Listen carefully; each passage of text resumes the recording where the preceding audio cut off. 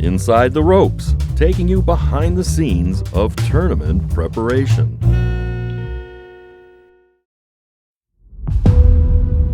This 9? 9, yeah, usually 18. So they're, side by side here.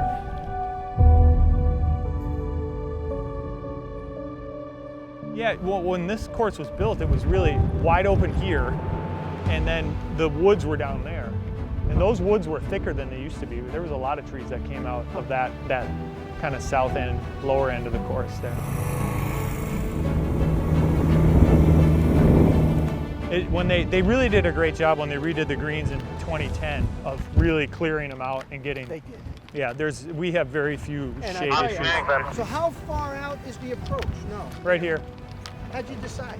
A lot of times it's kind of the first head just because it's a natural marking area. You got to kind of, we extended some of them out for this too. This one is about what it always is. I assumed you guys were still on 9 and 8. This one's about what it always is, but then there's others where we extended it out further. And when, we were also trying to get further out so that the transition from the approach to, where the fairway mowers are turning, sprays are turning. And for years and years and years, that was a compaction area. So then we went to bent grass. It was obviously the area where the POA hung on the longest. So we tried to extend some of those out with the walkers. And now we've gone to these lighter weight units, these 3550s. Like them? Yeah, big time. You like the cut on them? Yeah, I do, yeah. The heads are heavy. The heads are a little heavy, but they're 18-inch heads, 11 blade reels, so you can get nice and tight with them. And I think the biggest thing is the tires. 3 tires versus 4, and smooth tires versus tread. So this has 3 tires? 3 tires, yeah. Instead of 4 tires? Yeah, and smooth.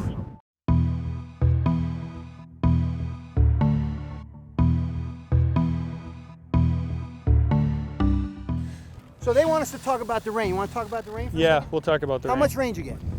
Since the middle of, the first day that it rained, that really in this stretch was August 10th. And I was sitting up there in the clubhouse in a golf committee meeting, and it came down in buckets, and I thought, oh, this is perfect. We're gonna kind of reset everything. Month and a half out. And, yeah, any localized dry spot, which we had some in the fairway gone. We were sort of timing it. We knew it was coming. We had done some things to time it, and it hit pretty well. It was 3 3/4 inches, and we were dry, and we came out the next day and you could hardly tell it had rained. So it came so hard, all the drainage and sloping that you have here allowed it to sheet? Yeah, I think there was some sheeting. I think it happened quite quick, and we lost a lot of it just on runoff and into the drains and out. So we were in good shape then, and then it just never stopped. And we've 16 inches since that event. So in 6 weeks, you got 16 inches of rain, which would be roughly 3 months of rainfall. Yeah. Roughly 5 inches a month. Yeah. 3 months of rainfall in 6 weeks before an event. And you've got these surfaces as firm as you have them. So the question that these guys have is, how did you get them so firm? And I will say, before you say anything, people give us credit for when something turns out well, that you've decided 3 years ago what the plan is to make it happen. Well, last year we had a year-out event in which we really tried to replicate what we were going to do this year. And so we got a good look at some things, and we knew we wanted to make some changes. And one of those changes I wanted to make, because we had an inch of rain a week before the 1 year out event, was that I didn't feel like the greens especially were as firm as they needed to be or should be for that kind of an event. Speed was great. Trueness of surface was all great. If you looked at it just like this, it was basically the same, but we just weren't firm enough. And so we went after them with sand. Last fall, heavy, heavy, heavy, and then this spring, just really heavy, really heavy, and 2 dry jecting since that time. We did one in the sand. Crushed sand. I think the thing too, that you've actually gone dirty in your mix at the course end, which we have learned now is partly what's got to be giving you that firm and good drainage, right? Firm and permeable. Yep, exactly. That's perfect. Plus, when you get slopes like this, the sheeting helps. Yep, exactly. So, the sheeting, we do get some sheeting. It gets off and it gets down, and a lot of these greens are up high, and the approach rolls off the front, so we do lose a lot of that as well. So, yeah. I mean, it's just not hardly a grass out of place. I know. And what I did notice is where the rain did collect, it really collected. It really did, really wet. Yeah. So that's sort of designed that way too? I think it's just, sort of what happens on a piece of property like this. I mean, you can't do away with every one of those spots. And when you get that much rain over that period of time, you're just going to have some and of that. almost all those areas are completely away from where they're going to hit most of They their pretty balls much are. anyway. They're pretty much out of play.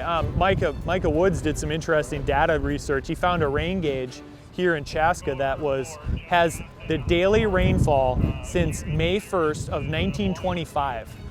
Leave it to Micah to find that. So he goes and he plots this, and what he found that was really interesting is since that time, in this period that we just had, there's never been as many quarter-inch or more rainfalls as there has been in this period in 2016. Yep, 11 rainfalls of more than a quarter-inch since. So while much of the Northeast where I am has been historically dry, you've been on the other end. Yeah, and of course, it's, go figure, the 3 years that I've been here, we've been really dry in September. I mean, powder dry, just like, rubbing your hands going, this is going to be fantastic. And then this year. But last year at the 1 year out event, it got wet. We did, just ahead. Yeah, we got to look at it. And I'm glad it did, because if we had been really dry into that and we had that, I probably wouldn't have done what I did. So you tell guys, anybody, maybe this is your first event, big one. Mm-hmm. You tell them that year out event was as important as that. You told me you learned two things. Yep. One is PGRs. and the PGR. Yep, and just the firmament.